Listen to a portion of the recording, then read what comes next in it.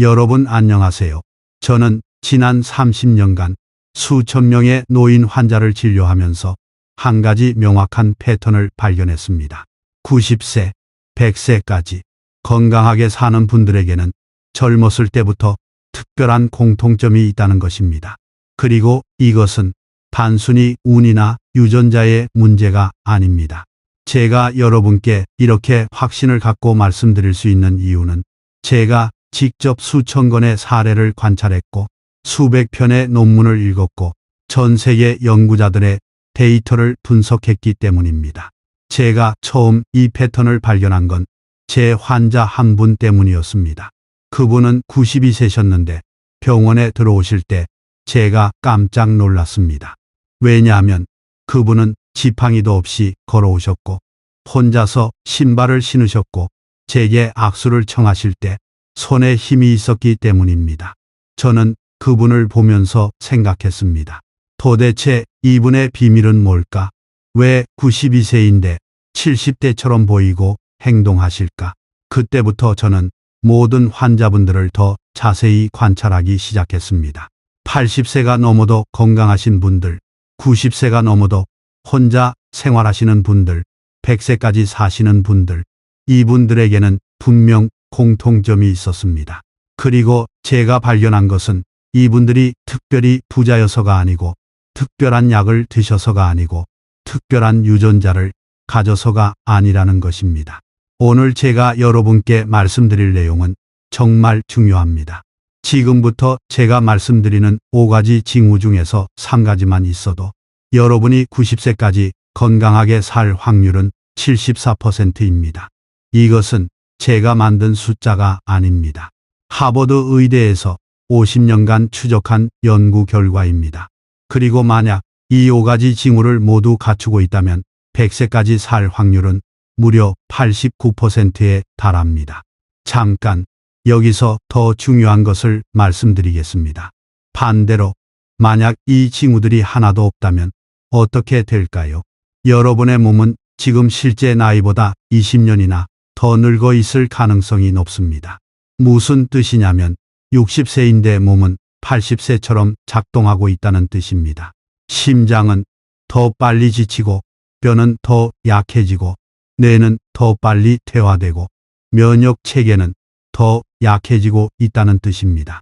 저는 응급실에서 일할 때 이런 환자들을 너무 많이 봤습니다.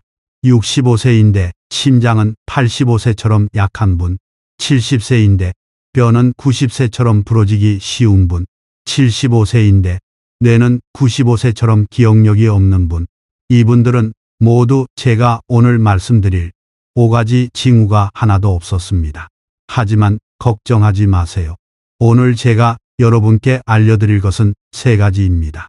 첫째, 이 5가지 기적의 징후가 정확히 무엇인지 하나하나 자세히 설명해 드리겠습니다. 둘째, 지금 당장 집에서 혼자 확인할 수 있는 간단한 테스트 방법을 알려드리겠습니다. 여러분은 병원에 갈 필요가 없습니다. 특별한 장비도 필요 없습니다. 집에서 5분이면 충분합니다. 셋째, 그리고 이것이 가장 중요한데요. 만약 지금 이 징후들이 없다고 하더라도 3개월에서 6개월 안에 충분히 개선할 수 있는 구체적인 방법을 단계별로 알려드리겠습니다. 제가 지난 20년간 수천 명의 환자에게 적용해서 실제로 효과를 본 방법들입니다. 상상해 보세요. 90세가 되어도 허리가 꼿꼿하고 지팡이 없이도 걸을 수 있고 손주의 결혼식에 참석해서 축하 인사를 건네고 함께 춤을 추고 주변 사람들로부터 정말 아직도 그렇게 젊어 보이시네요. 비결이 뭐예요? 라는 말을 듣는 모습을요. 여러분은 그냥 조금 관리했을 뿐이에요 라고 겸손하게 대답하실 수 있습니다. 이것은 꿈이 아닙니다. 실제로 가능한 일입니다. 제 환자 중에 이미 이런 분들이 수백 명 계십니다. 88세인데 골프를 치시는 분, 93세인데 매일 아침 30분씩 걸으시는 분, 97세인데 혼자서 요리하시고 설거지 하시는 분, 이분들은 모두 제가 오늘 말씀드릴 5가지 징후를 갖추고 계십니다. 시작하기 전에 채널 구독과 좋아요 버튼 누르는 것을 잊지 마십시오. 그것은 제가 비싼 약 없이 오래 건강하게 사는 비결을 계속 공유하는 데 큰 힘이 될 것입니다. 그리고 여러분이 이 영상을 어디서 보고 계신지 댓글을 남겨주시거나 건강에 관심이 있다면 숫자 1을 남겨주세요. 여러분의 건강 여정이 어디서 시작되었는지 무척 궁금합니다. 이제 여러분이 90세, 100세까지 건강하게 살 수 있는지 결정하는 5가지 징후를 함께 탐구해 볼게요. 저는 5번 징후부터 1번 징후까지 거꾸로 셀게요. 왜냐하면 1번 징후는 여러분을 정말 놀라게 할 것이기 때문입니다. 많은 분들이 1번을 들으시고 정말요? 그게 제일 중요하다고요? 라고 놀라십니다. 그리고 이해하시고 나면 이래서 내가 지금까지 효과를 못 봤구나 라고 깨닫게 되십니다. 제가 공유하고 싶은 5번째 징후는 손의 힘입니다. 여러분, 이게 무슨 말인지 이해하시나요? 손의 힘이라고요? 네, 맞습니다. 바로 악력입니다. 많은 분들이 이 말을 들으시면 손의 힘이 뭐가 중요해요? 그냥 무거운 거 들 때나 필요하지 라고 생각하십니다. 하지만 이것은 완전히 잘못된 생각입니다. 제가 왜 이것을 첫 번째로 말씀드리는지 이야기해 드리겠습니다. 몇 년 전 73세 여성 환자 한 분이 정기 검진을 받으러 오셨습니다. 그분은 제 단골 환자셨고 매년 2번씩 검진을 받으러 오셨습니다. 그날도 모든 검사를 다 했습니다. 혈압을 재봤더니 120에 80으로 완벽했습니다. 혈당을 재봤더니 공복 혈당이 95로 정상이었습니다. 콜레스테롤 수치도 괜찮았습니다. 총 콜레스테롤이 180이었고 좋은 콜레스테롤도 충분했습니다. 저는 심전도 검사도 했습니다. 정상이었습니다. 폐 기능 검사도 했습니다. 나이에 비해 양호했습니다. 심지어 간 기능, 신장 기능, 갑상선 기능까지 모두 정상이었습니다. 저는 그분께 정말 건강하시네요. 계속 이렇게 관리하세요. 다음에 또 뵙겠습니다. 라고 말씀드렸습니다. 그런데 6개월 후 그분의 딸로부터 전화가 왔습니다. 목소리가 떨리고 있었습니다. 선생님, 엄마가 욕실에서 넘어졌어요. 고관절이 골절됐대요. 지금 병원에 입원해 계세요. 저는 깜짝 놀라서 바로 그 병원으로 달려갔습니다. 그분을 봤을 때 정말 가슴이 아팠습니다. 불과 6개월 전만 해도 혼자 걸어서 제 진료실에 오셨던 분이 이제 침대에 누워서 움직이지 못하고 계셨습니다. 수술은 성공적이었지만 그 후가 문제였습니다. 고관절 수술 후에는 재활이 정말 중요한데 그분은 재활을 제대로 하지 못하셨습니다. 왜냐하면 전신이 너무 약했기 때문입니다. 한 달이 지나고 2달이 지나고 그분은 점점 더 약해지셨습니다. 침대에만 누워 계시니까 근육이 빠지고 근육이 빠지니까 더 움직이기 힘들고 더 움직이기 힘드니까 폐렴이 오고 그리고 그로부터 3개월 후 그분은 돌아가셨습니다. 저는 그때 정말 자책감이 들었습니다. 밤에 잠을 잘 수가 없었습니다. 제가 뭔가 놓친 게 있었던 게 아닐까? 분명히 있었을 겁니다. 왜냐하면 건강한 사람이 갑자기 욕실에서 넘어질 리가 없기 때문입니다. 제가 그분을 검진할 때 뭔가 신호가 있었을 텐데 제가 그것을 못 봤던 겁니다. 그래서 저는 그 후로 몇 달 동안 수백 편의 논문을 읽기 시작했습니다. 낙상에 관한 논문, 노인 건강에 관한 논문, 예방의학에 관한 논문, 그리고 다른 의사들과 상담하고 전 세계의 데이터를 분석했습니다. 저는 밤낮으로 이 문제를 생각했습니다. 그리고 마침내 발견했습니다. 제가 놓친 것은 바로 손의 힘, 악력이었습니다. 나중에 그분의 의료 기록을 다시 보니까 그분이 마지막으로 오셨을 때 병뚜껑을 열 때 힘들어 하셨다는 기록이 있었습니다. 그때 간호사가 선생님, 이분이 손에 힘이 없으신 것 같아요 라고 말했었는데 저는 그냥 나이 들면 그럴 수 있어요 라고 넘겼던 겁니다. 하지만 그것이 신호였습니다. 그분의 몸이 보내는 경고 신호였습니다. 나는 지금 약해지고 있어요. 도와주세요. 라는 신호였습니다. 하지만 저는 그것을 무시했고 그 결과 그분은 돌아가셨습니다. 그 일이 있고 나서 저는 모든 환자의 악력을 재기 시작했습니다. 그리고 놀라운 패턴을 발견했습니다. 악력이 약한 사람들은 앞으로 몇 년 안에 큰 문제를 겪을 확률이 엄청나게 높았습니다. 반대로 나이가 많아도 악력이 강한 사람들은 10년, 20년 후에도 건강하게 사셨습니다. 그리고 제가 찾아낸 연구는 정말 충격적이었습니다. 14만 명을 대상으로 한 국제 연구가 있었는데 거기서 나온 결과가 이겁니다. 악력이 5kg 떨어질 때마다 사망 위험이 16%씩 증가한다는 것입니다. 5kg입니다. 그리 큰 차이가 아닙니다. 하지만 그 작은 차이가 생사를 가릅니다. 더 놀라운 것은 악력이 혈압보다 수명을 더 정확하게 예측한다는 사실입니다. 우리는 혈압을 너무 중요하게 생각합니다. 물론 혈압도 중요합니다. 하지만 악력이 더 중요합니다. 왜냐하면 악력은 단순히 손의 힘만을 나타내는 게 아니기 때문입니다. 여러분, 잘 들어보세요.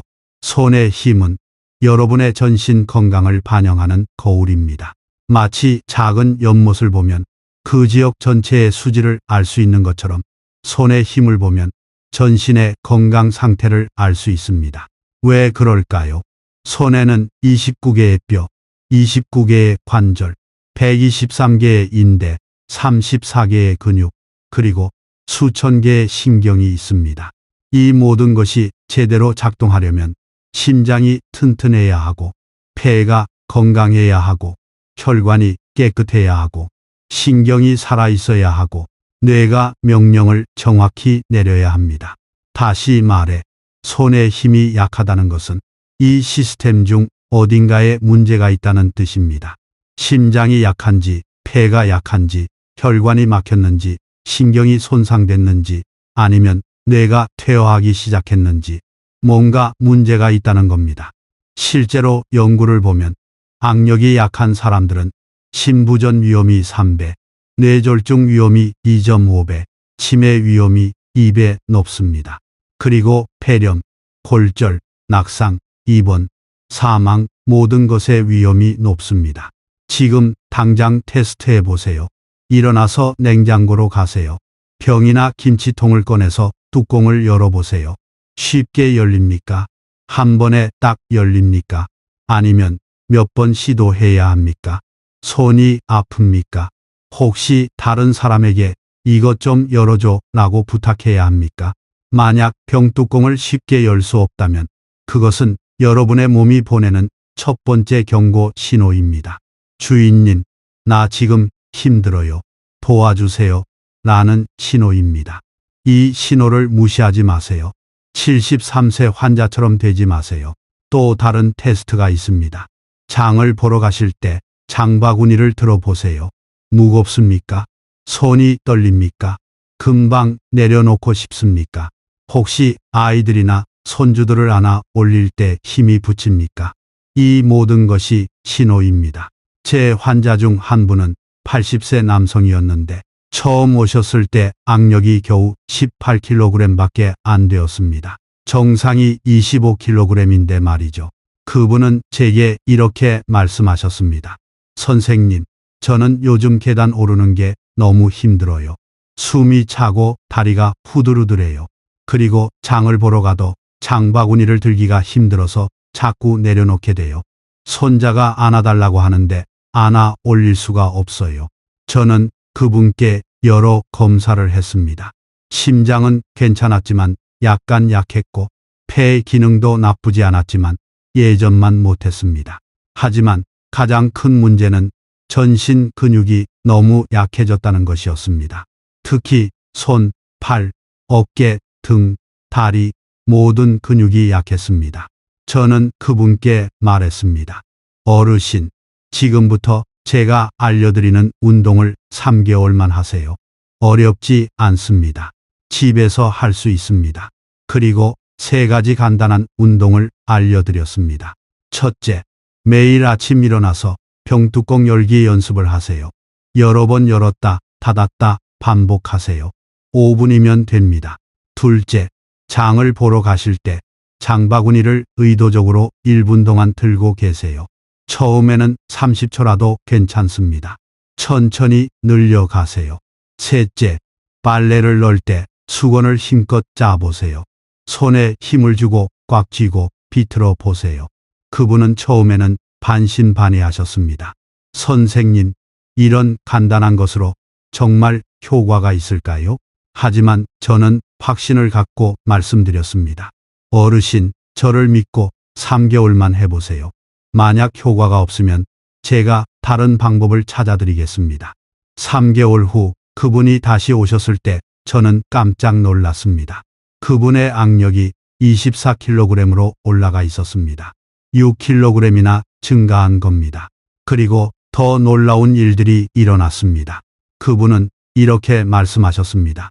선생님, 신기해요. 계단을 오를 때 숨이 안 차요. 다리도 안 떨려요. 장바구니도 가볍게 들 수 있어요. 그리고 지난주에 손자를 안아 올렸는데 손자가 할아버지 힘이 세졌네라고 하더라고요. 저는 그분의 혈압을 재봤습니다. 140에서 130으로 내려가 있었습니다. 약을 바꾸지 않았는데도요. 심박수도 분당 88회에서 75회로 안정되었습니다. 폐 기능 검사를 다시 했더니 개선되어 있었습니다. 이것이 바로 악력의 힘입니다. 손에 힘을 기르면 단순히 손만 강해지는 게 아닙니다. 전신이 강해집니다. 심장이 강해지고 폐가 강해지고 혈관이 깨끗해지고 근육이 단단해지고 뇌가 활성화됩니다. 또 다른 환자 이야기를 해드리겠습니다. 68세 여성 환자셨는데 당뇨병이 있으셨습니다. 혈당이 잘 조절되지 않아서 약을 계속 늘려야 했습니다. 그런데 악력을 재봤더니 22kg이었습니다. 여성의 정상이 18kg이니까 나쁘지 않은 편이었지만 더 좋아질 수 있다고 생각했습니다. 저는 그분께도 똑같은 운동을 권했습니다. 그리고 한 가지를 더 추가했습니다. 하루에 2번 아침과 저녁으로 고무공을 쥐었다 폈다 하는 운동을 50회씩 하라고 했습니다. 고무공이 없으면 타월을 꽉 쥐었다 폈다 해도 됩니다. 4개월 후 그분의 혈당이 크게 개선되어 있었습니다. 공복 혈당이 140에서 110으로 떨어졌습니다. 당화 혈색소도 7.8에서 6.5로 떨어졌습니다. 저는 놀랐습니다. 약을 늘리지도 않았는데 이렇게 좋아질 수가 있나? 그분은 말씀하셨습니다.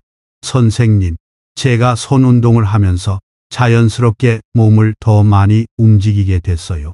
그리고 뭔가 할 수 있다는 자신감이 생겼어요. 그래서 걷기도 시작했고 집안일도 더 많이 하게 됐어요. 이것입니다. 악력은 단순한 신체 능력이 아닙니다. 그것은 여러분의 삶을 바꾸는 시작점입니다. 손에 힘이 생기면 자신감이 생기고 자신감이 생기면 더 많이 움직이게 되고 더 많이 움직이면 전신이 건강해집니다. 그렇다면 여러분은 어떻게 손의 힘을 키울 수 있을까요? 복잡한 운동이 필요한 게 아닙니다. 헬스장에 갈 필요도 없습니다. 특별한 장비를 살 필요도 없습니다. 집에서 일상생활 속에서 할 수 있습니다. 첫째, 매일 아침 일어나서 병뚜껑 열기를 시도해 보세요. 냉장고에 있는 모든 병의 뚜껑을 열었다 닫았다 하세요. 처음에는 힘들 수 있습니다. 괜찮습니다. 천천히 하세요. 매일 조금씩 하다 보면 한 달 후에는 훨씬 쉬워져 있을 겁니다. 둘째, 장을 보러 갈 때 장바구니를 최소 1분 동안 들고 있어 보세요. 중간에 내려놓지 마세요. 처음에는 30초라도 괜찮습니다.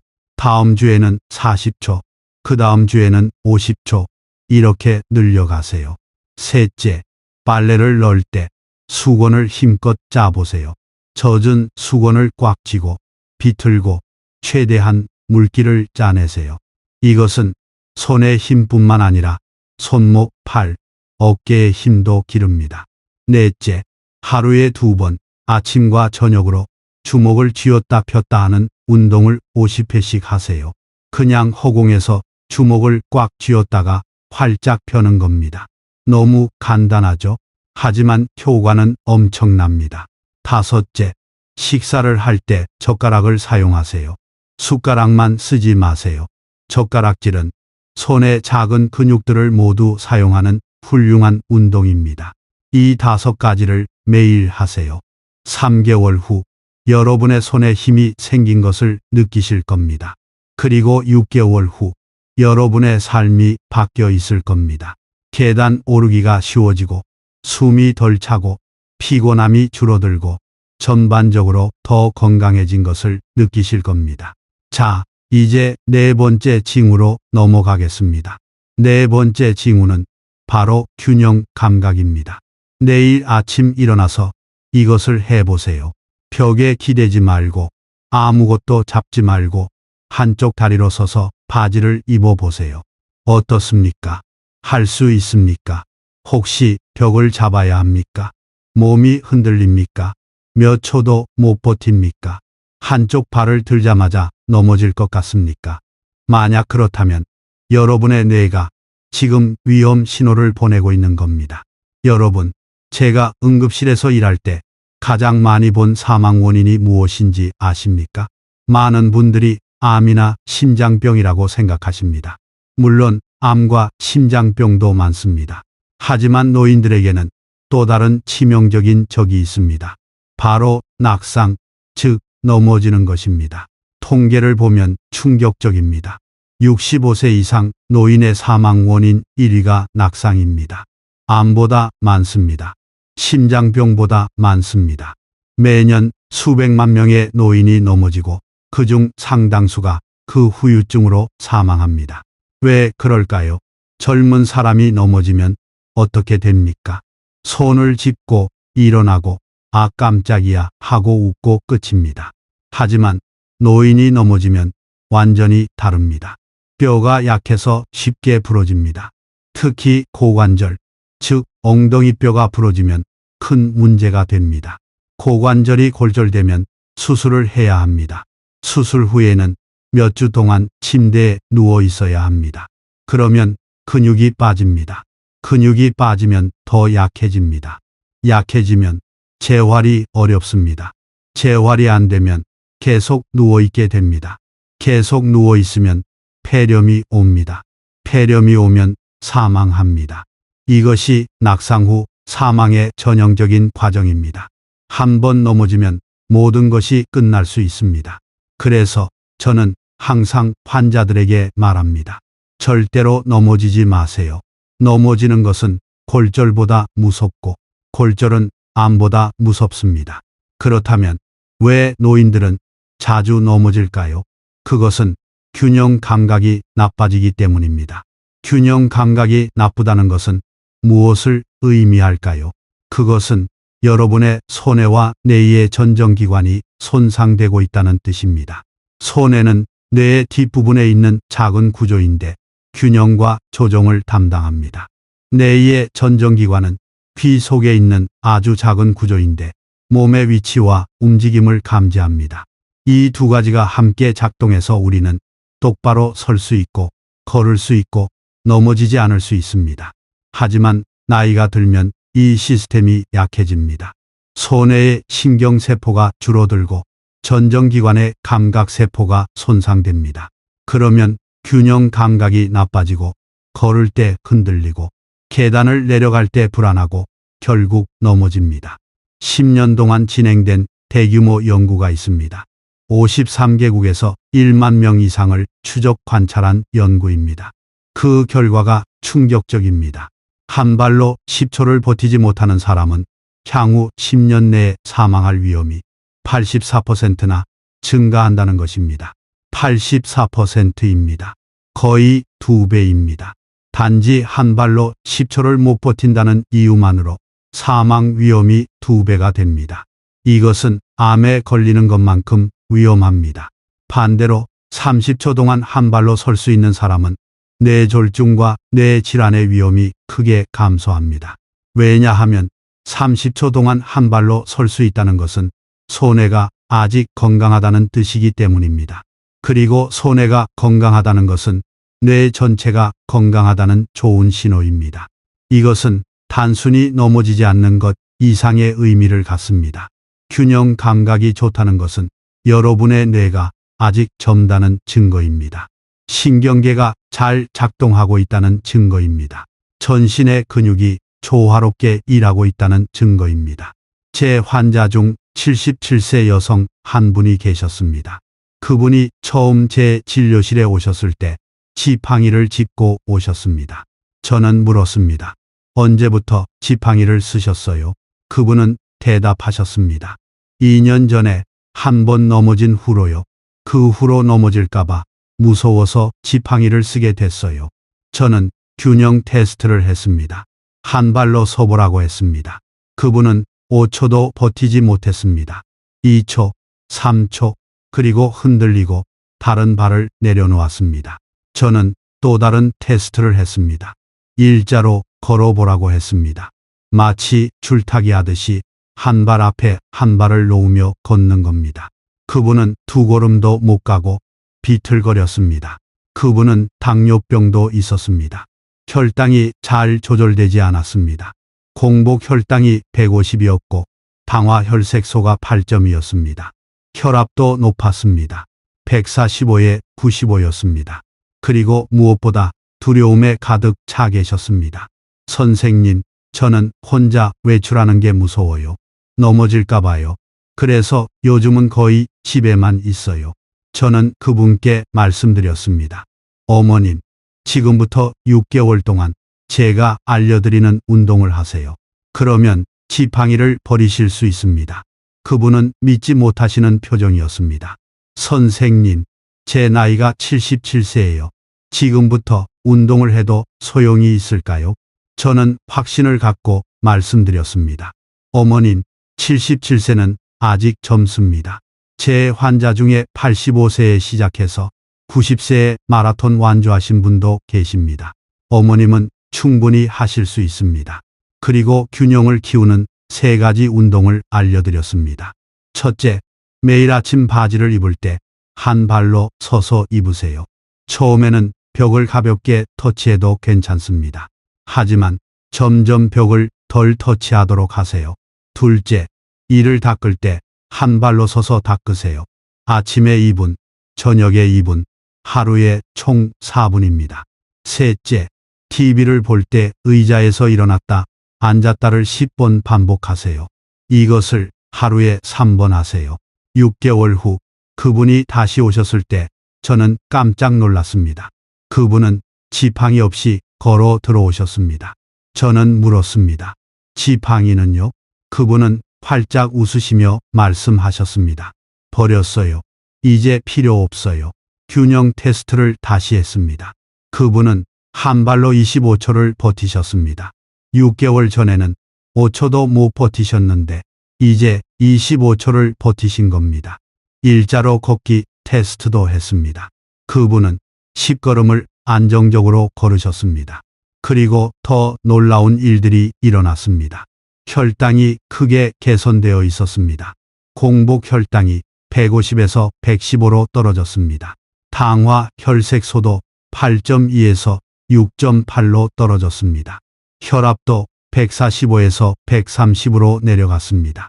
약을 바꾸지 않았는데도요. 저는 물었습니다. 어떻게 이렇게 좋아지셨어요? 그분은 말씀하셨습니다. 선생님, 균형 운동을 하면서 자신감이 생겼어요. 그래서 밖에 나가서 걷기 시작했어요. 처음에는 집 앞만 걸었는데 지금은 공원까지 걸어가요. 그리고 친구들을 만나고 같이 운동하고 삶이 완전히 달라졌어요. 이것입니다. 균형은 단순한 신체 능력이 아닙니다. 그것은 여러분의 삶의 질을 결정합니다. 균형이 좋으면 자신감이 생기고 자신감이 생기면 더 많이 움직이고 더 많이 움직이면 건강해지고 건강해지면 행복해집니다. 그렇다면 균형이 좋아지면 왜 혈당과 혈압도 좋아질까요? 그 비밀은 엉덩이 근육에 있습니다. 균형 운동을 하면 엉덩이 근육이 강해집니다. 엉덩이 근육은 우리 몸에서 가장 큰 근육입니다. 그리고 이 근육이 강해지면 여러 가지 좋은 일이 일어납니다. 첫째, 엉덩이 근육은 척추를 보호합니다. 강한 엉덩이 근육이 있으면 허리 통증이 줄어듭니다. 둘째, 엉덩이 근육은 무릎 관절을 지킵니다. 강한 엉덩이 근육이 있으면 무릎 통증이 줄어듭니다. 셋째, 엉덩이 근육은 넘어지지 않게 합니다. 넘어질 것 같을 때 빠르게 반응해서 몸을 잡아줍니다. 그리고 가장 중요한 것은 엉덩이 근육이 크기 때문에 여기서 많은 에너지를 사용한다는 겁니다. 엉덩이 근육이 활성화되면 혈당이 근육으로 들어가서 에너지로 쓰입니다. 그래서 혈당이 내려갑니다. 또 엉덩이 근육이 강해지면 혈액 순환이 좋아집니다. 그래서 혈압이 내려갑니다. 다시 말해 균형 운동은 단순히 넘어지지 않게 하는 것 이상의 효과가 있습니다. 그것은 전신 건강을 개선합니다. 당뇨병을 관리하고 혈압을 낮추고 심장을 강하게 하고 뇌를 활성화합니다. 그렇다면 여러분은 어떻게 균형 감각을 키울 수 있을까요? 첫째, 매일 아침 바지를 입을 때 한 발로 서서 입으세요. 이것은 너무 간단한 운동이지만 효과는 엄청납니다. 처음에는 벽을 터치해도 괜찮습니다. 하지만 매일 조금씩 벽을 덜 터치하려고 노력하세요. 한 달 후에는 벽 없이 할 수 있을 겁니다. 둘째, 이를 닦을 때 한 발로 서서 닦으세요. 아침에 2분, 저녁에 2분, 하루에 총 4분입니다. 이것도 처음에는 어려울 수 있습니다. 괜찮습니다. 처음에는 10초씩만 하고 점점 늘려가세요. 셋째, TV를 볼 때 의자에서 일어났다 앉았다를 10번 반복하세요. 이것은 스쿼트라고 하는 운동인데 엉덩이 근육과 허벅지 근육을 강하게 만듭니다. 처음에는 5번만 해도 괜찮습니다. 점점 늘려가세요. 넷째, 일자로 걷기 연습을 하세요. 집 안에서 한 발 앞에 한 발을 놓으며 걷는 연습을 하세요. 마치 줄타기 하듯이요. 이것은 균형 감각을 크게 향상시킵니다. 다섯째, 한 발로 서기 연습을 매일 하세요. 하루에 3번, 아침, 점심, 저녁으로 한 발로 30초씩 서는 연습을 하세요. 처음에는 10초도 어려울 수 있습니다. 괜찮습니다. 매일 하다 보면 한 달 후에는 30초를 할 수 있을 겁니다. 이 5가지를 매일 하세요. 3개월 후 여러분의 균형 감각이 크게 향상되어 있을 겁니다. 그리고 6개월 후 여러분은 지팡이를 버릴 수 있을 겁니다. 혼자서 계단을 오를 수 있고 자신 있게 걸을 수 있고 넘어질 걱정 없이 살 수 있을 겁니다. 자, 이제 3번째 징후로 넘어가겠습니다. 3번째 징후는 걷는 속도입니다. 이것을 저는 수명을 예측하는 카운트다운 시계라고 부릅니다. 지금 당장 자신에게 물어보세요. 신호등이 깜빡일 때 뛰지 않고도 길을 건널 수 있습니까? 친구들과 걸을 때 뒤처지지 않습니까? 만약 신호등이 깜빡이면 항상 멈춰야 한다면, 만약 친구들과 걸을 때 항상 뒤처진다면 그것은 여러분의 몸이 보내는 심각한 경고 신호입니다. 걷는 속도가 느려진다는 것은 단순히 다리의 문제가 아닙니다. 그것은 여러분의 심장과 폐가 약해지고 있다는 신호입니다. 제가 응급실에서 일할 때 심장 질환으로 실려온 환자들에게 제가 항상 묻는 질문이 있었습니다. 최근 몇 개월 동안 걷는 속도가 느려지셨나요? 그러면 놀랍게도 대부분의 환자들이 이렇게 대답했습니다. 네, 그러고 보니 6개월 전부터 걷는 게 힘들어졌어요. 이것은 우연이 아닙니다. 심장이 약해지면 가장 먼저 나타나는 증상이 걷는 속도가 느려지는 것입니다. 왜냐하면 걷기는 전신을 사용하는 운동이기 때문입니다. 다리 근육이 일하고 심장이 혈액을 보내고 폐가 산소를 공급하고 뇌가 조절합니다. 이 모든 시스템이 제대로 작동해야 빨리 걸을 수 있습니다. 연구 결과는 충격적입니다. 빠르게 걷는 사람은 느리게 걷는 사람보다 15년을 더 삽니다. 15년입니다. 여러분, 이게 얼마나 큰 차이인지 아십니까? 70세까지 사는 것과 85세까지 사는 것의 차이입니다. 손주를 보는 것과 증손주를 보는 것의 차이입니다. 더 구체적인 데이터를 말씀드리겠습니다. 만약 여러분의 걷는 속도가 초당 0.8m보다 느리다면, 즉 10m를 12초 안에 걸을 수 없다면 향후 5년 내에 사망할 위험이 3배나 증가합니다. 3배입니다. 반대로 초당 1.2m 이상으로 걷는 사람, 즉 10m를 8초 안에 걷는 사람은 같은 나이의 다른 사람들보다 사망 위험이 60%나 낮습니다. 걷는 속도는 너무나 중요해서 의학계에서는 이것을 6번째 생명징후로 인정하고 있습니다. 생명징후가 뭔지 아십니까? 그것은 생명의 기본적인 신호들입니다. 체온, 맥박, 혈압, 호흡, 통증, 이 5가지가 전통적인 생명징후입니다. 그런데 최근에 6번째가 추가되었습니다. 바로 걷는 속도입니다. 미국 의사협회에서는 모든 65세 이상 환자의 걷는 속도를 측정하도록 권고하고 있습니다. 왜냐하면 걷는 속도만 봐도 그 사람이 앞으로 얼마나 오래 살 수 있는지, 얼마나 건강한지 예측할 수 있기 때문입니다. 제 환자 중 77세 남성 한 분이 계셨습니다. 그분이 처음 오셨을 때 저는 걷는 속도 테스트를 했습니다. 10m를 걷는데 걸리는 시간을 재는 겁니다. 그분은 18초가 걸렸습니다. 정상이 10초인데 거의 2배가 걸린 겁니다. 저는 더 자세한 검사를 했습니다. 폐 기능 검사 결과 폐 기능이 60%밖에 남아있지 않았습니다. 심장 초음파 검사 결과 심장의 펌프 기능이 약해져 있었습니다. 다리 근육을 보니 많이 빠져 있었습니다. 그분은 말씀하셨습니다. 선생님, 요즘 조금만 걸어도 숨이 차요. 그래서 밖에 나가기가 싫어요. 친구들이 산책하자고 해도 거절해요. 왜냐하면 친구들은 빨리 걷는데 저는 따라가지 못해서 민망하거든요. 저는 그분께 말씀드렸습니다. 어르신, 지금부터 4개월 동안 매일 걷는 연습을 하세요. 그러면 친구들보다 더 빨리 걸을 수 있게 될 겁니다. 그분은 반신반의하셨습니다. 선생님, 제가 이 나이에 빨리 걸을 수 있을까요? 저는 확신을 갖고 말씀드렸습니다. 어르신, 가능합니다. 제 환자 중에 82세에 시작해서 86세에 10km 걷기 대회 완주하신 분도 계십니다. 그리고 걷기 프로그램을 알려드렸습니다. 첫째, 매일 아침 10분 동안 걸으세요. 속도는 상관없습니다. 편안한 속도로 걸으세요. 둘째, 매주 2분씩 시간을 늘리세요. 1주차에는 10분, 2주차에는 12분, 3주차에는 14분, 이런 식으로요. 셋째, 4주차부터는 조금씩 속도를 높이세요.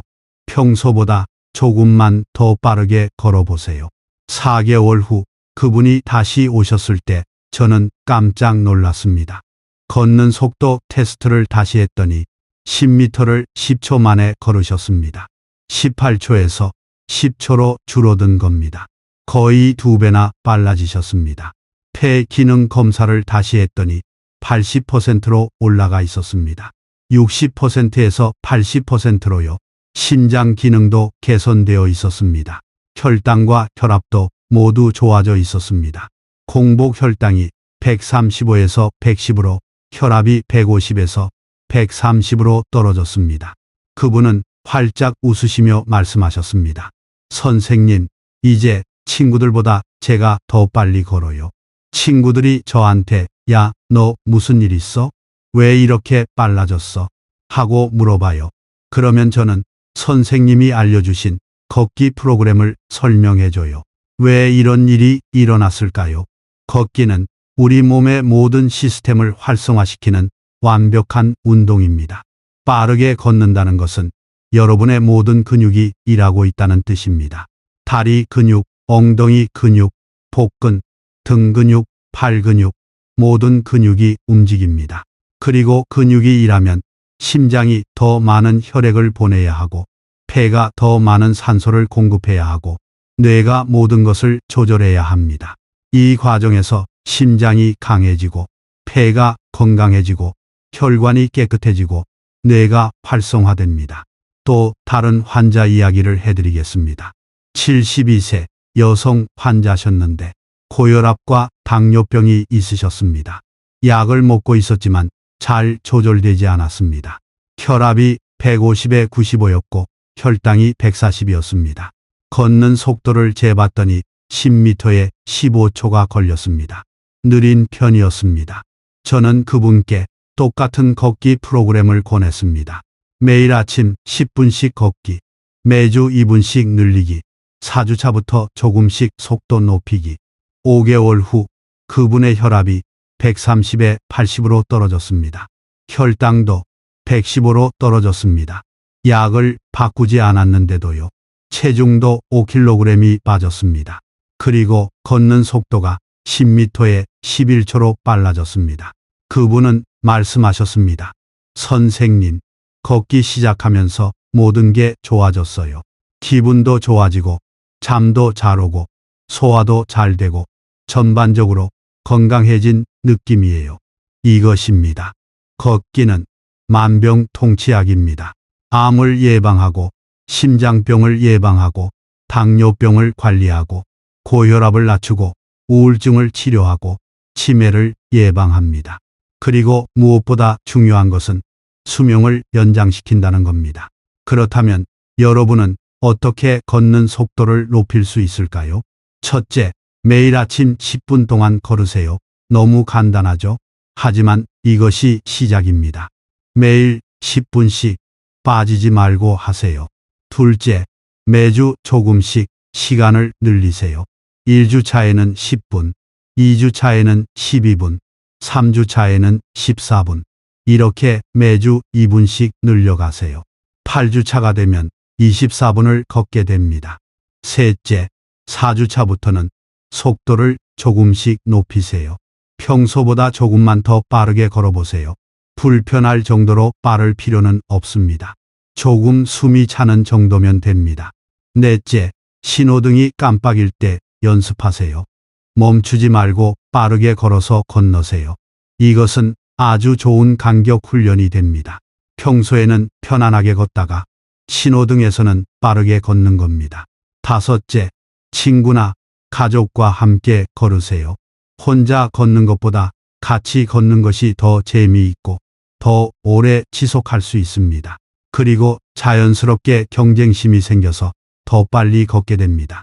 이 5가지를 실천하세요. 3개월 후 여러분의 걷는 속도가 크게 빨라져 있을 겁니다. 그리고 6개월 후 여러분은 친구들보다 더 빨리 걸을 수 있을 겁니다. 신호등이 깜빡여도 여유 있게 건널 수 있을 겁니다. 이제 두 번째 징후로 넘어가 보겠습니다. 두 번째 징후는 유연성입니다. 지금 당장 의자에 앉아서 다리를 쭉 펴고 허리를 숙여 발가락을 만져보세요. 할 수 있습니까? 혹은 발톱을 깎을 때를 생각해 보세요. 숨을 참아야 합니까? 불편합니까? 아니면 편안하게 할 수 있습니까? 만약 허리를 숙일 수 없거나 숨을 참아야 한다면 여러분의 혈관이 지금 녹슬고 있는 겁니다. 마치 오래된 수도관처럼 딱딱해지고 있다는 뜻입니다. 그리고 혈관이 딱딱해지면 어떻게 될까요? 심근경색이나 뇌졸중이 옵니다. 일본에서 진행된 놀라운 연구가 있습니다. 13년간 수천 명을 추적 관찰한 연구입니다. 그들은 몸의 유연성과 혈관의 탄력성을 동시에 측정했습니다. 그 결과 0.87이라는 매우 높은 상관관계가 있다는 것을 발견했습니다. 0.87이 얼마나 높은 상관관계인지 아십니까? 통계학에서 0.7 이상이면 매우 높은 상관관계입니다. 0.87은 거의 직접적인 관계라고 볼 수 있습니다. 다시 말해 몸이 뻣뻣하면 혈관도 뻣뻣하다는 뜻입니다. 왜 그럴까요? 여러분이 허리를 숙여 발가락을 만지려고 할 때 단순히 등 근육과 허벅지 근육만 늘어나는 게 아닙니다. 그 근육 안에 있는 수백만 개의 혈관도 함께 늘어납니다. 그리고 이 과정에서 혈관이 자극을 받고 혈관벽이 튼튼해지고 혈관의 탄력이 좋아집니다. 반대로 몸이 뻣뻣하면 혈관도 늘어나지 않습니다. 혈관이 늘어나지 않으면 혈관벽에 플라크가 쌓이기 시작합니다. 플라크는 콜레스테롤과 칼슘이 뭉친 것인데 이것이 쌓이면 혈관이 좁아지고 딱딱해집니다. 그리고 어느 날 갑자기 이 플라크가 떨어져 나가면서 혈관을 막습니다. 그것이 바로 심근경색이나 뇌졸중입니다. 제가 응급실에서 일할 때 심근경색으로 실려온 환자들에게 제가 항상 테스트하는 것이 있었습니다. 발가락을 만질 수 있으세요?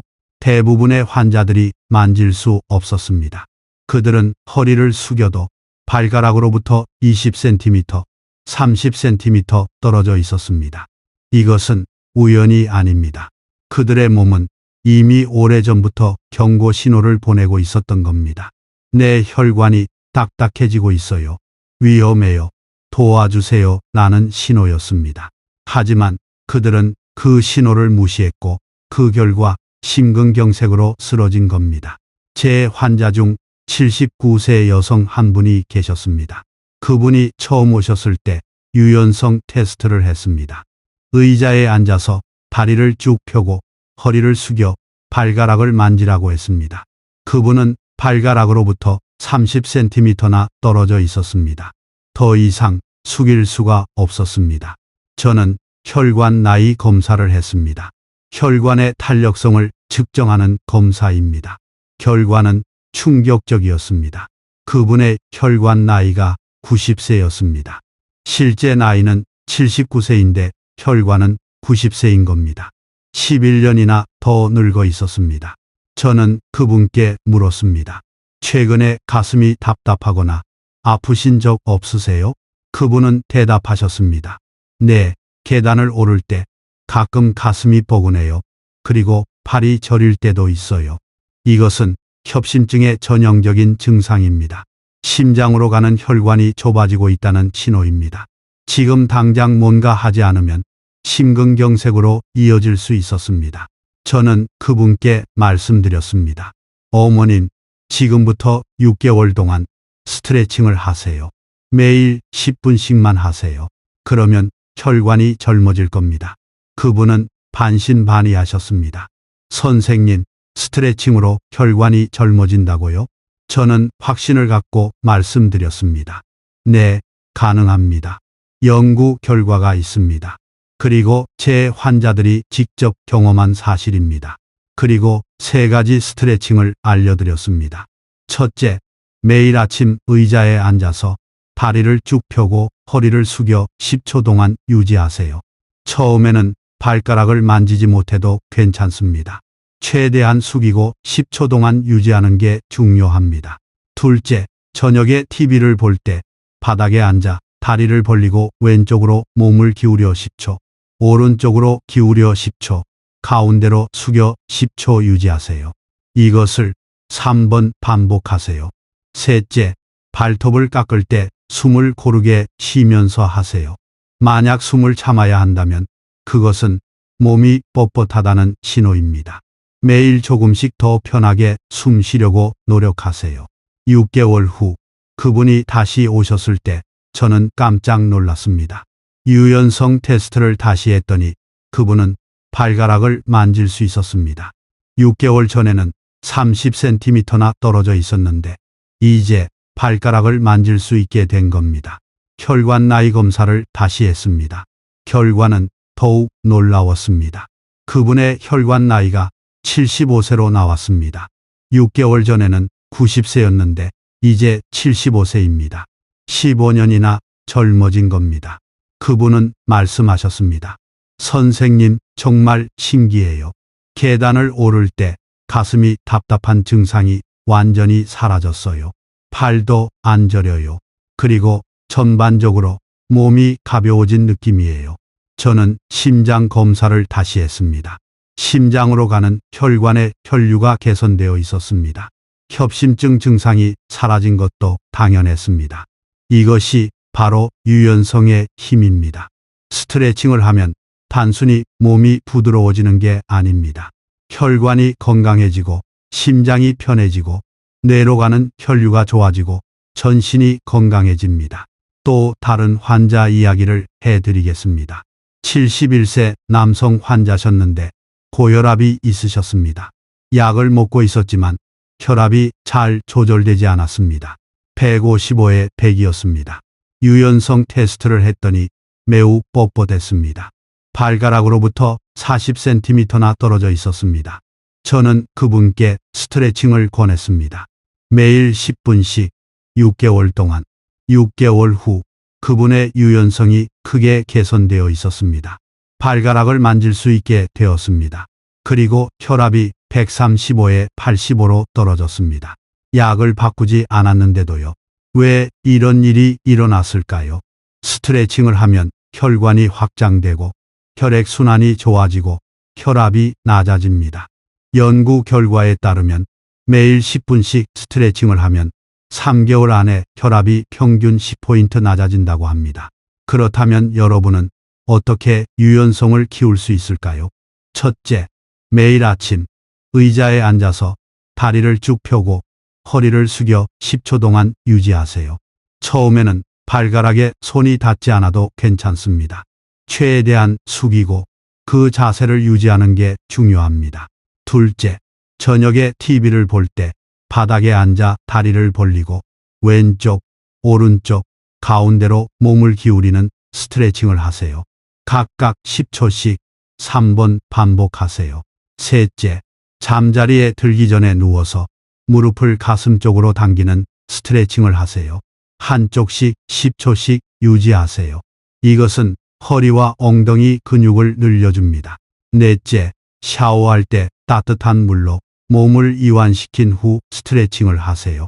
따뜻한 상태에서 스트레칭하면 효과가 더 좋습니다. 다섯째, 발톱을 깎을 때 숨을 고르게 쉬는 연습을 하세요. 숨을 참지 말고 깊게 들이마시고 천천히 내쉬면서 하세요. 이 5가지를 매일 하세요. 3개월 후 여러분의 몸이 훨씬 부드러워져 있을 겁니다. 그리고 6개월 후 여러분의 혈관이 젊어져 있을 겁니다. 혈압이 낮아지고 심장이 편해지고 전반적으로 건강해진 것을 느끼실 겁니다. 자, 이제 가장 중요한 첫 번째 징후를 말씀드리겠습니다. 이것은 여러분을 정말 놀라게 할 것입니다. 100세까지 살 수 있는지 없는지를 결정하는 황금 열쇠입니다. 많은 분들이 이것을 듣고 정말요? 이게 제일 중요하다고요? 라고 놀라십니다. 첫 번째 징후는 바로 심리적 나이입니다. 오늘 밤 자기 전에 거울을 보면서 스스로에게 2가지 질문을 해보세요. 나는 몇 살로 보입니까? 나는 몇 살처럼 느껴집니까? 이 2 질문에 대한 답이 여러분의 수명을 결정합니다. 믿기 어려우시죠?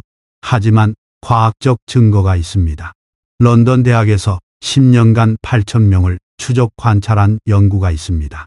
그들은 참가자들에게 물었습니다. 당신은 몇 살처럼 느껴지십니까? 그리고 10년 후 결과를 분석했습니다. 놀라운 결과가 나왔습니다. 나는 이미 75세야 라고 생각하는 사람과 나는 아직 55세밖에 안 됐어라고 생각하는 사람 사이에는 사망 위험이 41%나 차이가 났습니다. 41%입니다. 단지 스스로를 어떻게 생각하느냐에 따라 사망 위험이 41%나 차이가 난다는 겁니다. 이것은 약물보다 효과가 큽니다. 고혈압 약을 먹으면 사망 위험이 약 20% 줄어듭니다. 하지만 스스로를 젊다고 생각하면 사망 위험이 41%나 줄어듭니다. 왜 그럴까요? 여러분의 세포 안에는 텔로미어라고 불리는 구조가 있습니다. 이것을 생명의 끈이라고 부르기도 합니다. 이 끈이 길면 세포가 오래 살 수 있고 짧으면 세포가 빨리 죽습니다. 연구 결과에 따르면 스스로를 젊다고 느끼는 사람은 텔로미어가 더 길다고 합니다. 반대로 스스로를 늙었다고 느끼는 사람은 텔로미어가 짧습니다. 심지어 같은 나이인데도요. 또 다른 연구도 있습니다. 하버드 대학에서 진행한 연구인데 노인들을 두 그룹으로 나눴습니다. 한 그룹에게는 여러분은 이제 늙었습니다. 조심하세요 라고 말했고, 다른 그룹에게는 여러분은 아직 젊습니다. 할 수 있습니다 라고 말했습니다. 그리고 6개월 후 결과를 비교했습니다. 놀랍게도 아직 젊다는 말을 들은 그룹이 실제로 더 건강해져 있었습니다. 근력이 증가했고, 균형이 좋아졌고, 걷는 속도가 빨라졌고, 심지어 시력과 청력까지 개선되었습니다. 이것은 플라시보 효과가 아닙니다. 실제로 뇌에서 변화가 일어난 겁니다. 스스로를 젊다고 느끼면 뇌가 긍정적인 호르몬을 분비합니다. 성장 호르몬, 도파민, 세로토닌, 엔도르핀, 이런 호르몬들이 몸 전체에 긍정적인 영향을 미칩니다. 반대로 스스로를 늙었다고 느끼면 뇌가 스트레스 호르몬을 분비합니다. 코르티솔이라는 호르몬인데 이것이 많이 나오면 면역 체계가 약해지고 근육이 빠지고 혈관이 딱딱해지고 뇌가 퇴화합니다. 제 환자 중 88세 남성 한 분이 계셨습니다. 그분을 처음 봤을 때 저는 놀랐습니다. 88세라고 하는데 70대처럼 보이셨습니다. 걸음걸이도 경쾌하고 목소리도 힘차고 눈빛도 살아있었습니다. 저는 물었습니다. 비결이 뭡니까? 그분은 웃으시며 말씀하셨습니다. 선생님, 저는 마음속으로 제가 65세라고 믿고 있어요.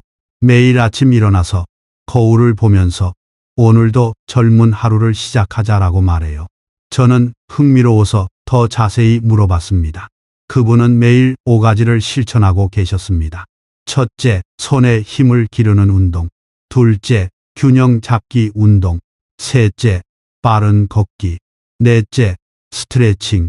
그리고 다섯째, 자신에게 나는 아직 젊다고 말하기. 저는 그분의 혈관 나이를 검사했습니다. 놀랍게도 약 70세로 나왔습니다. 실제 나이는 88세인데 혈관은 70세인 겁니다. 18년이나 젊었습니다. 근력 검사를 했더니 평균 70대 수준이었습니다. 폐 기능도 평균 75세 수준이었습니다. 저는 물었습니다. 평소에 무슨 생각을 하세요? 그분은 대답하셨습니다. 저는 항상 긍정적으로 생각해요. 아침에 일어나면 오늘도 좋은 날이 될 거야 라고 생각하고, 뭔가 힘든 일이 있어도 이 정도는 할 수 있어 라고 생각해요. 그리고 절대로 나는 늙었어 라는 말을 하지 않아요. 이것입니다. 심리적 나이가 육체적 나이를 결정합니다. 마음이 젊다고 믿으면 몸도 젊어집니다. 반대로 마음이 늙었다고 믿으면 몸도 늙습니다. 제 환자 중 또 다른 분이 계셨습니다. 82세 여성 환자셨는데 항상 이렇게 말씀하셨습니다. 선생님, 저는 이제 늙었어요. 뭘 해도 소용없어요. 그냥 이렇게 살다가 죽는 거죠. 저는 그분의 건강 상태를 검사했습니다. 놀랍게도 큰 문제가 없었습니다. 혈압도 괜찮고, 혈당도 괜찮고, 심장도 괜찮았습니다. 하지만 그분은 스스로를 늙었다고 믿고 계셨고, 그래서 아무것도 하지 않으셨습니다. 저는 그분께 말씀드렸습니다. 어머님은 아직 젊으세요. 몸이 건강하세요. 지금부터라도 운동을 시작하시면 10년은 더 건강하게 사실 수 있어요. 하지만 그분은 고개를 저으셨습니다. 선생님, 저는 이제 늙었어요. 저는 설득했지만 소용없었습니다. 그분은 이미 마음속으로 늙었다고 결정한 상태였습니다. 2년 후 그분이 병원에 입원하셨다는 소식을 들었습니다. 넘어져서 골절이 생긴 겁니다. 그리고 그로부터 6개월 후 그분은 돌아가셨습니다. 저는 정말 안타까웠습니다. 왜냐하면 그분의 몸은 건강했는데 마음이 먼저 늙어버린 겁니다. 이것이 바로 심리적 나이의 힘입니다. 마음이 먼저 늙으면 몸도 늙습니다. 반대로 마음이 젊으면 몸도 젊어집니다. 여러분, 이것이 바로 큰 반전입니다. 앞에 4가지 징후는 모두 신체적인 것이었습니다. 손의 힘, 균형 감각, 걷는 속도, 유연성, 모두 몸의 능력입니다. 하지만 첫 번째 징후는 심리적인 것입니다. 마음의 상태입니다. 그리고 이것이 이 영상의 핵심 메시지입니다. 여러분의 몸은 여러분의 마음이 믿는 것을 따라갑니다. 마음이 나는 젊다고 믿으면 몸도 젊어집니다. 마음이 나는 늙었다고 믿으면 몸도 늙습니다. 그렇다면 어떻게 심리적으로 젊어질 수 있을까요? 첫째, 매일 아침 거울을 보면서 자신에게 말하세요. 나는 아직 젊다. 오늘도 좋은 날이 될 거야. 둘째, 나는 늙었어라는 말을 절대로 하지 마세요. 대신 나는 아직 할 수 있어 라고 말하세요. 셋째, 미래에 대한 목표를 세우세요. 손주가 대학 졸업하는 것을 보고 싶어. 100세까지 살고 싶어. 여행을 가고 싶어. 같은 구체적인 목표를 세우세요. 넷째, 젊은 사람들과 어울리세요. 나이 든 사람들하고만 있으면 자신도 늙었다고 느끼게 됩니다. 젊은 사람들과 어울리면 자신도 젊어지는 느낌이 듭니다. 다섯째, 새로운 것을 배우세요. 스마트폰 사용법, 새로운 취미, 새로운 언어, 뭐든 좋습니다. 새로운 것을 배우면 뇌가 활성화되고 자신이 아직 젊다고 느끼게 됩니다. 하지만 여기서 끝이 아닙니다. 이 5가지 징후는 따로 떨어져 있는 게 아닙니다. 그들은 하나의 시스템입니다. 마치 5개의 톱니바퀴가 하나의 기계 안에서 함께 작동하는 것과 같습니다. 손에 힘을 기르면 어떻게 될까요? 전신 근육이 강해집니다. 근육이 강해지면 자연스럽게 더 빨리 걸을 수 있습니다. 더 빨리 걸으면 혈액순환이 좋아지고 혈관이 깨끗해집니다. 혈관이 깨끗해지면 유연성도 좋아집니다. 균형 운동을 하면 어떻게 될까요? 손해가 활성화됩니다. 손해가 활성화되면 손, 발, 걸음을 조절하는 신경계가 좋아집니다. 신경계가 좋아지면 악력도 좋아지고 걷는 속도도 빨라지고 유연성도 증가합니다. 심리적으로 젊다고 느끼면 어떻게 될까요? 뇌가 긍정적인 화학물질을 분비합니다. 이 화학물질들이 몸 전체로 퍼지면서 근력이 증가하고 균형이 좋아지고 걷는 속도가 빨라지고 혈관이 부드러워집니다. 다시 말해 이 5가지는 서로 연결되어 있습니다. 하나를 개선하면 다른 것들도 함께 좋아집니다. 반대로 하나를 무시하면 다른 것들의 효과도 반감됩니다. 여기서 중요한 경고를 드리겠습니다. 몇 가지 징후만 선택하고 다른 징후를 무시하면 안 됩니다. 나는 손에 힘하고 걷기만 할래요. 균형이랑 유연성은 안 할래요. 라고 하시면 안 됩니다. 왜냐하면 손의 힘과 걷기만 훈련하고 균형을 무시하면 여전히 넘어질 수 있기 때문입니다. 그리고 한 번 넘어지면 모든 성과를 이룰 수 있습니다. 유연성을 무시하면 혈관이 딱딱해지고 다른 부분이 좋아도 여전히 뇌졸중이나 심근경색에 걸릴 수 있습니다. 그리고 심리적 측면을 무시하면 어떻게 될까요? 모든 운동의 효과가 절반으로 줄어듭니다. 왜냐하면 마음이 어차피 소용없어라고 생각하면 몸도 그렇게 반응하기 때문입니다. 연구에서 이것이 증명되었습니다. 네덜란드에서 진행된 연구인데 두 그룹을 비교했습니다. 한 그룹은 5가지 중 3가지만 훈련했고 다른 그룹은 5가지 모두를 훈련했습니다. 6개월 후 결과를 비교했습니다.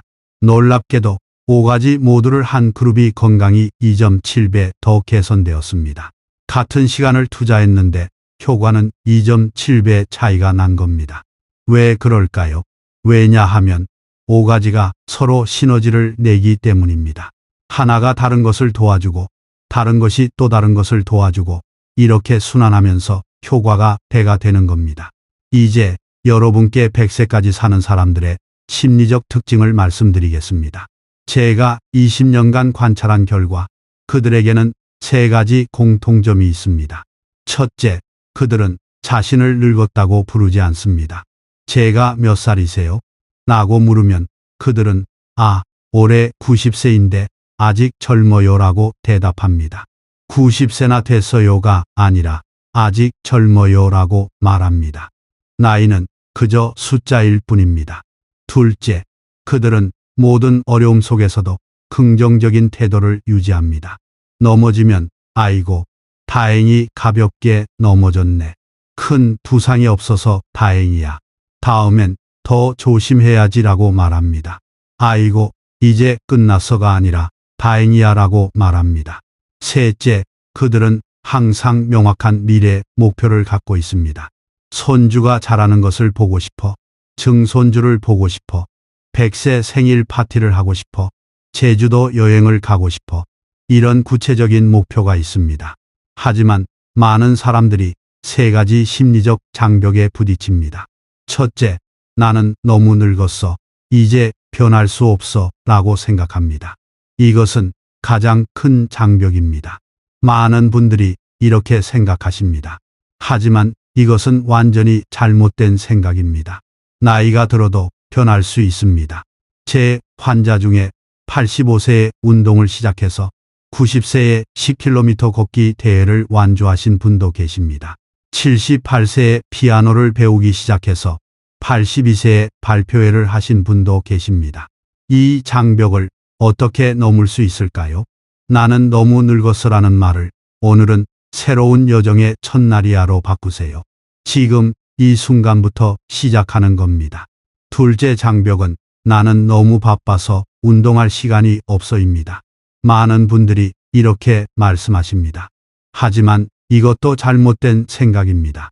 시간이 부족한 게 아니라 우선순위의 문제입니다. 여러분은 하루에 TV를 몇 시간 보십니까? 스마트폰을 몇 시간 하십니까? 그 시간의 일부만 운동에 투자하면 됩니다. 그리고 제가 알려드린 5가지 운동은 모두 일상생활 속에서 할 수 있습니다. 아침에 바지 입을 때, 이를 닦을 때, 장을 볼 때, TV를 볼 때, 잠자리에 들 때, 특별한 시간을 따로 낼 필요가 없습니다. 셋째 장벽은 나는 많은 방법을 시도했지만 효과가 없었어입니다. 많은 분들이 과거에 운동을 시작했다가 포기한 경험이 있으십니다. 그래서 어차피 소용없어 라고 생각하십니다. 하지만 과거에 실패한 이유를 생각해 보세요. 너무 높은 목표를 세웠나요? 너무 어려운 운동을 선택했나요? 혼자서 하려고 했나요? 이런 이유들 때문에 실패한 겁니다. 이번에는 다르게 시작하세요. 아주 작고 쉬운 목표로 시작하세요. 매일 5분만 하세요. 처음에는 5분도 힘들 수 있습니다. 괜찮습니다. 그냥 5분만 하세요. 그리고 익숙해지면 천천히 늘려가세요. 그리고 혼자 하지 마세요. 가족, 친구, 이웃과 함께 하세요. 함께 하면 훨씬 쉽고 재미있습니다. 여러분, 여기서 가장 중요한 것을 말씀드리겠습니다. 혼자서 이 여정을 가지 마세요. 인간은 혼자 싸우도록 태어나지 않았습니다. 우리는 사회적 동물입니다. 함께 할 때 더 강해집니다. 통계를 보면 이것이 증명됩니다. 혼자 운동하는 사람의 85%가 3개월 후에 포기합니다. 왜냐하면 힘들고 외롭고 동기가 부족하기 때문입니다. 하지만 가족이나 커뮤니티와 함께 운동하면 포기율이 23%로 떨어집니다. 다시 말해, 함께하면 성공 확률이 3배 이상 높아집니다. 그러니까 혼자 하지 마세요. 가족부터 시작하세요. 많은 분들이 이렇게 생각하십니다. 아, 우리 아들한테 말해야지. 부모가 나이 들었으니까 자식들이 도와줘야지. 하지만 이렇게 접근하면 안 됩니다. 대신 이렇게 말하세요. 얘들아, 엄마 아빠가 온 가족이 더 건강해지는 방법을 배웠어. 정말 신기한 방법인데 같이 해볼래? 이렇게 긍정적으로 접근하세요. 그리고 강조하세요. 이 5가지 징후는 노인만을 위한 게 아닙니다. 젊은 사람들에게도 좋습니다. 30대, 40대, 50대 모두에게 좋습니다. 악력이 강하면 직장에서 더 생산적이고, 균형이 좋으면 스포츠를 더 잘하고, 빠르게 걷으면 스트레스가 줄어들고, 유연성이 좋으면 요통이 없어지고, 긍정적인 마음가짐이 있으면 성공 확률이 높아집니다. 연구에 따르면 가족이 함께 운동하면 여러 가지 좋은 일이 일어납니다. 첫째, 가족 간의 대화가 늘어납니다. 함께 운동하면서 자연스럽게 이야기하게 됩니다. 둘째, 갈등이 줄어듭니다. 함께 땀 흘리면서 스트레스가 풀리고 서로를 이해하게 됩니다. 셋째, 행복도가 높아집니다. 함께 목표를 달성하면서 성취감을 느낍니다. 그러니까 운동을 가족 활동으로 만드세요. 매주 일요일 아침 가족 운동 시간을 만드세요. 병뚜껑 열기 대회를 하세요. 누가 제일 오래 한 발로 설 수 있나 대결하세요. 누가 제일 빨리 걷나 경주하세요. 이렇게 놀이처럼 만들면 재미있습니다. 친구나 이웃과도 함께 하세요. 혼자 운동하는 것보다 그룹으로 운동하는 것이 훨씬 좋습니다. 그룹으로 운동하면 책임감이 생깁니다. 오늘은 귀찮은데라고 생각할 때도 친구들이 기다리고 있으니까 나는 생각에 나가게 됩니다. 그리고 그룹으로 하면 서로 배우게 됩니다. 아, 저 사람은 저렇게 하는구나. 나도 해봐야지. 이렇게 서로 자극을 받습니다. 그리고 무엇보다 재미있습니다. 함께 웃고 이야기하고 격려하면서 운동하면 시간 가는 줄 모릅니다. 통계에 따르면 그룹으로 운동하는 사람들이 습관을 더 잘 유지한다고 합니다. 그리고 평균 수명도 더 길다고 합니다. 왜냐하면 운동뿐만 아니라 사회적 연결도 생기기 때문입니다. 사회적 연결이 얼마나 중요한지 아십니까? 연구에 따르면 사회적으로 고립된 사람은 담배를 하루 15개비 피우는 것만큼 건강에 나쁘다고 합니다. 반대로 친한 친구가 많은 사람은 수명이 평균 7년 더 길다고 합니다. 그러니까 운동 그룹을 만드는 것은 단순히 운동을 위한 것이 아닙니다. 그것은 사회적 연결을 만드는 것이고 제2의 가족을 만드는 것입니다. 간단한 그룹을 만드는 방법을 알려드리겠습니다. 첫째, 장소를 정하세요. 집 근처 공원이나 아파트 운동장이면 됩니다. 둘째, 시간을 정하세요. 매주 같은 요일, 같은 시간이 좋습니다. 예를 들어 매주 화요일, 목요일 오전 8시. 셋째, 사람을 모으세요. 이웃, 친구, 교회 사람들, 동호회 사람들. 처음에는 3, 4명이면 충분합니다. 넷째, 간단한 규칙을 정하세요. 지각하지 않기, 서로 격려하기, 무리하지 않기 같은 것들입니다. 다섯째, 시작하세요. 처음에는 어색할 수 있습니다. 괜찮습니다. 몇 주 지나면 익숙해집니다. 그리고 몇 달 지나면 이 시간이 일주일에서 가장 기다려지는 시간이 될 겁니다. 제 환자 중에 이런 그룹을 만든 분들이 많이 계십니다. 어떤 그룹은 5년째 운영되고 있습니다. 그들은 이제 단순한 운동 모임이 아닙니다. 그들은 서로의 생일을 축하하고 아플 때 병문안을 가고 기쁜 일이 있으면 함께 기뻐하고 슬픈 일이 있으면 함께 위로합니다. 진짜 가족이 된 겁니다. 그중 한 그룹의 리더가 제게 말했습니다. 선생님, 이 그룹이 제 삶을 바꿨어요. 예전에는 TV만 보고 지루하게 살았는데 이제는 매일 아침 일어나는 게 신나요. 친구들을 만날 생각에 설레요. 그리고 건강도 좋아졌어요. 일석이조예요. 여러분, 오늘 제가 말씀드린 내용을 정리하겠습니다. 90세, 100세까지 건강하게 사는 사람들에게는 5가지 명확한 징후가 있습니다. 첫 번째는 손의 힘입니다. 병뚜껑을 쉽게 열 수 있고 장바구니를 오래 들 수 있고 손줄을 안아 올릴 수 있어야 합니다. 두 번째는 균형 감각입니다. 한 발로 30초 이상 설 수 있어야 하고 지팡이 없이 걸을 수 있어야 합니다. 세 번째는 걷는 속도입니다. 신호등이 깜빡여도 여유 있게 건널 수 있고 친구들과 걸을 때 뒤처지지 않아야 합니다. 네 번째는 유연성입니다. 허리를 숙여 발가락을 만질 수 있고 발톱을 편하게 깎을 수 있어야 합니다. 그리고 가장 중요한 첫 번째는 심리적 나이입니다. 스스로를 젊다고 느끼고 긍정적으로 생각하고 미래에 대한 목표가 있어야 합니다. 이 5가지는 하나의 시스템입니다. 하나를 개선하면 다른 것들도 함께 좋아집니다.